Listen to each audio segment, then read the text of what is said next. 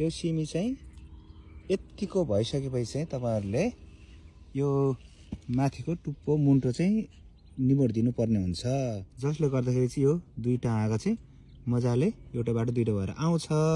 त्यो भएको कारणले गर्दाखेरि चाहिँ सिम्पल के पनि छैन, मुन्टो यसको मुन्टो टिपलाई चाहिँ चट्ट टक टक टक निमोर्टी दिनु होला। म चाहिँ यस्तो गर्छु हजुर, प्रुनिङ दुईटा हाँगा आउँछ, दुईटा हाँगा मजाले आइसकेपछि अनि त्यहाँबाट हाँगा माथि हाँगा, हाँगा माथि हाँगा, धेरै हाँगा। टोमेटो र सिमी चाहिँ फरक छ हजुर। टोमेटोमा चाहिँ अब मेन स्टिमलाई मात्रै छोडिदिने, त्यहाँबाट राम्रो फल्छ, एकदम हेल्दी फल्छ हैन। यो सिमीहरुमा चाहिँ फेरि जति धेरै हाँगा हुन्छ त्यति धेरै फल्छ। त्यो भएको कारणले गर्दाखेरि चाहिँ अब यहाँ माथि टिप्ने बित्तिकै यसको माथि यसो मुन्टो टिप्ने बित्तिकै यहाँबाट अरु हाँगाहरु आउँछ अनि धेरै हाँगा धेरै फल्छ सिमी चाहिँ।